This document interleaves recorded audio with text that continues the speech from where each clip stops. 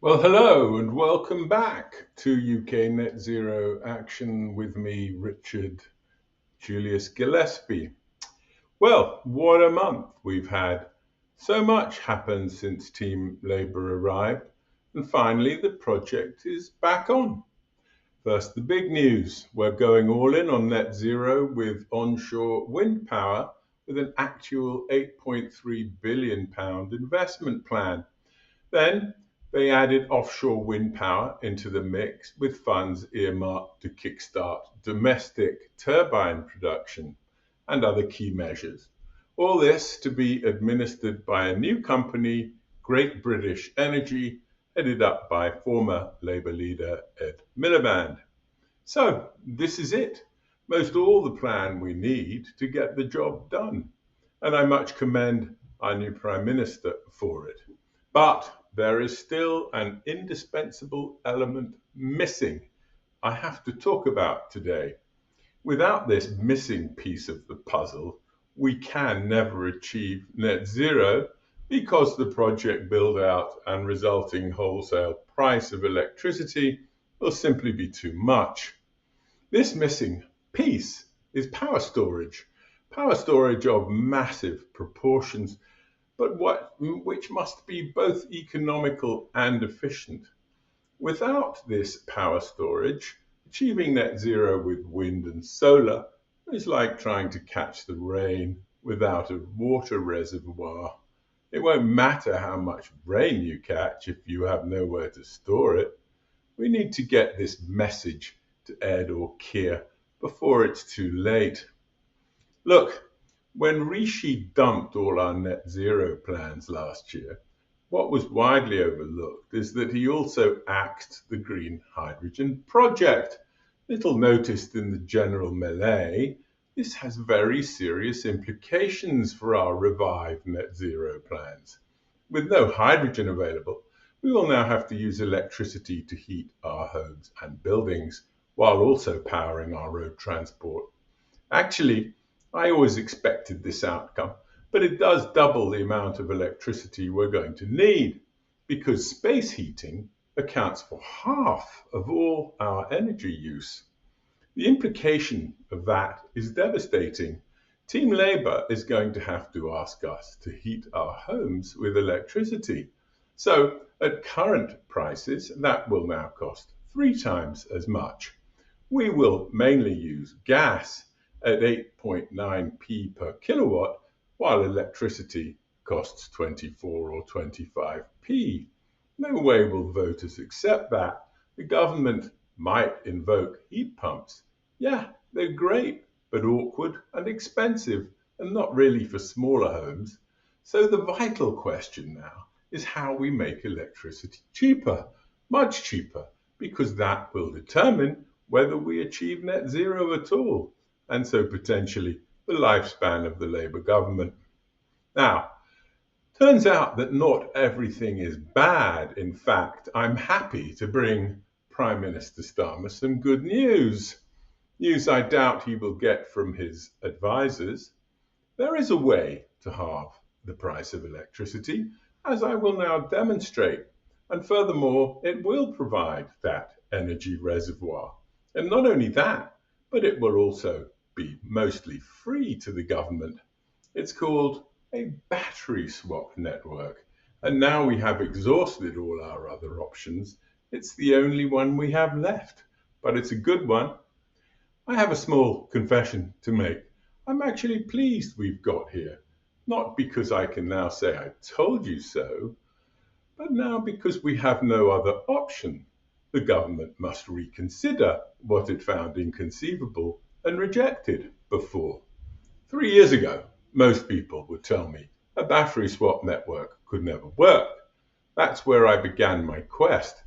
Well, clearly they were wrong because there are now at least 3 such swap networks operating around the world, including a 6,000 station network being built out across China. I had written to all our politicians and civil servants about 3 years ago, and only one seemed to get it, and that was Ed Miliband. So, before I show how a battery swap network But in this case, a British power swap network, which is different, can provide all our energy storage, plus almost everything else net zero demands. I must explain why electricity costs so much today, so you get it. Critics of net zero are fond of saying the whole plan will prove too expensive. Do they think that because electricity is so expensive today? If so, they would be wrong. Sure, electricity is much more expensive than gas, and yet about half our electricity comes from gas, while the other half is generated with much cheaper wind and solar, many of which sources charge less than 5 pence per kilowatt. So it all seems very wrong, especially to the uninitiated. This result mostly comes down to the Byzantine electrical pricing system we call the merit order. The merit order refers to the layers of energy generating sources we use to supply all our generating power, starting with the cheapest and working up to the most expensive until we hit our target for the day. The most expensive sources are oil and gas, and they're known as the marginal suppliers, as opposed to the base suppliers, which are the cheapest. Theoretically, these marginal suppliers are just turned on and off as needs arise to save money. But today, they're left on most of the time, and that's the problem, because with the merit order, the price charged by the highest cost supplier, the so-called clearing price, is then paid to all the others, pretty much. If we hadn't had to mothball most of our nuclear and coal power, the effect of this would not be so dramatic. It is today. But we did have to, and moreover, it doesn't help that the price of gas then tripled. So today, oil and gas now determine the clearing price, and so also the wholesale price of electricity. And here's why electricity prices should halve when we have a system based on renewables.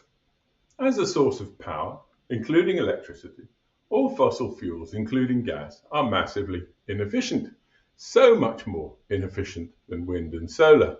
You get a lot more direct power from a wind turbine, and you get it at a lower price. So, in truth, we need a lot more renewable power, not less, to get the price of electricity down. Currently, the whole grid runs on about 110 gigawatts of capacity, and only a little more than 30 gigawatts of that is wind, albeit that punches well above its capacity weighting. So it is our lack of renewables power that is inflating the current cost of electricity massively. Clearly what we need are more renewables, not less. And so to get to net zero, we will need not 110 gigawatts of capacity, but something like 330. That's about 10 times the renewables power we have today. And undoubtedly, it seems clear most of all of that is going to be sea wind floating turbines, which are miles out to sea and incredibly powerful, as we are now finding out with the first returns.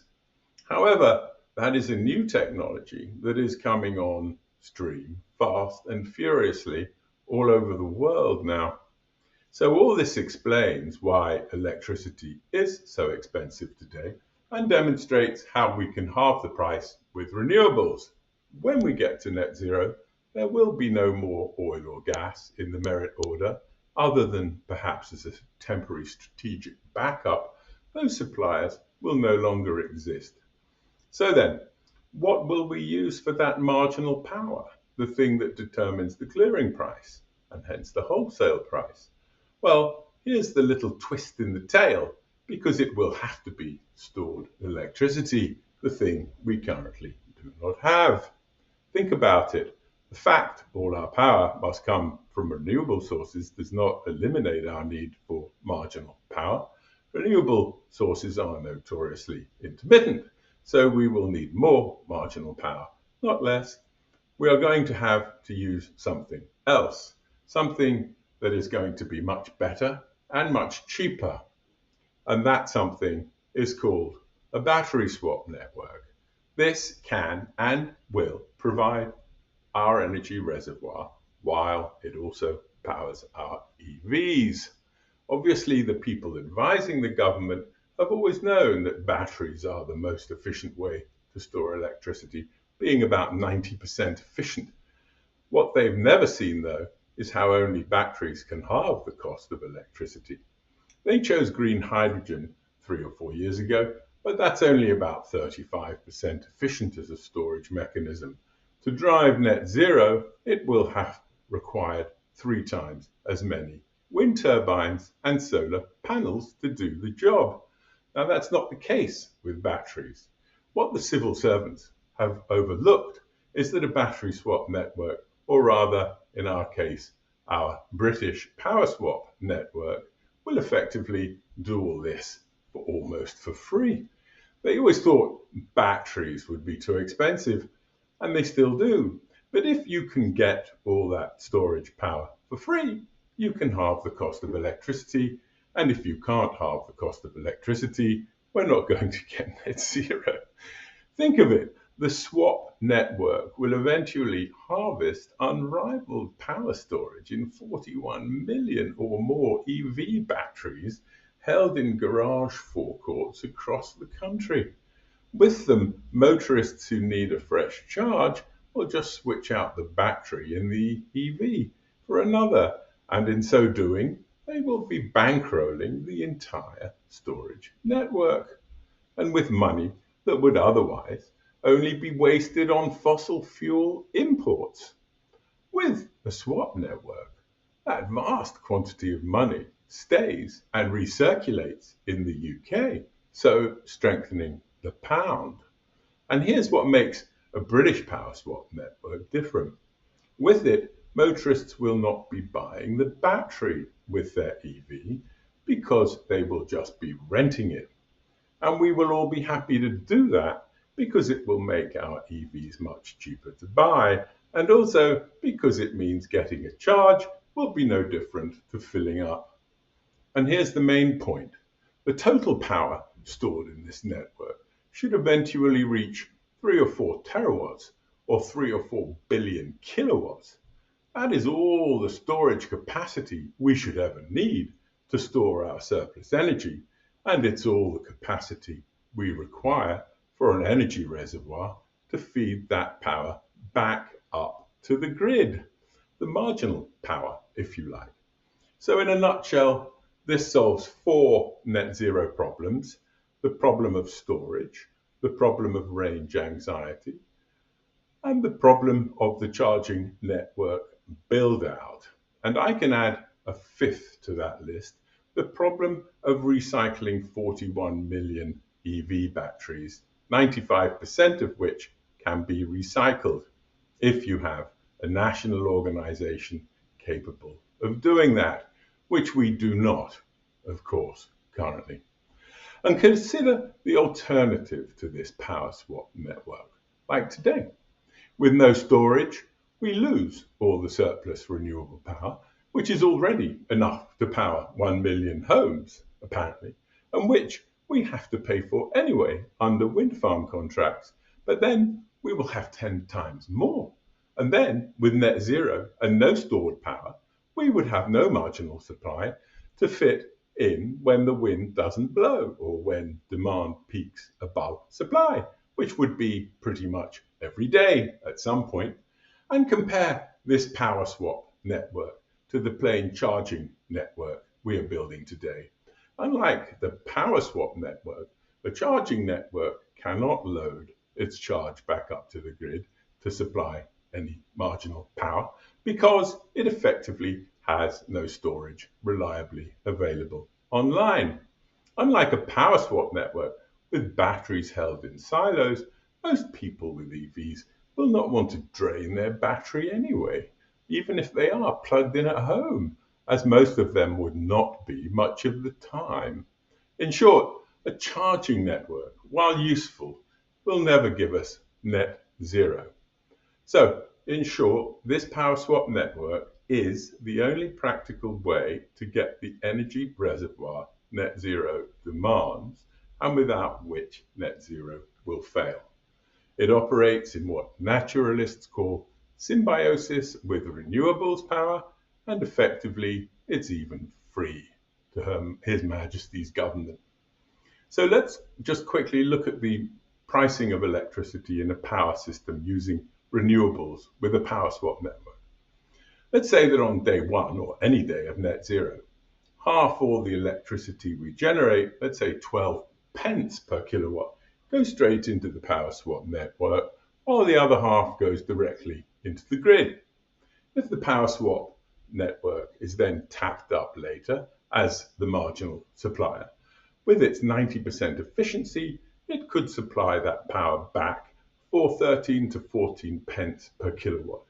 This would set the wholesale price and half the direct price of 12p and half the clearing price of 14p, depending on how those proportions work out that day. So you see, it's not the concept of a British power swap network that seems crazy to me. It's what we're doing now, building only a charging network, which can never be the energy reservoir we must have to store power and redistribute it to get net zero.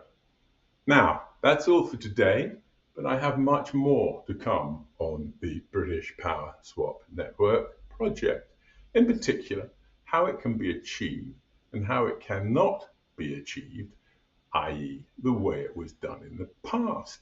So until the next installment, when I outline its many virtues and synergies in detail, I thank you for your time and interest.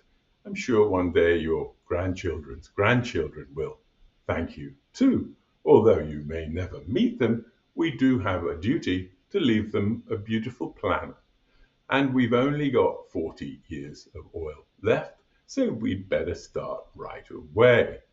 Meanwhile, you could do me a favor and hit the like and subscribe buttons to hear more about the British Power Swap project.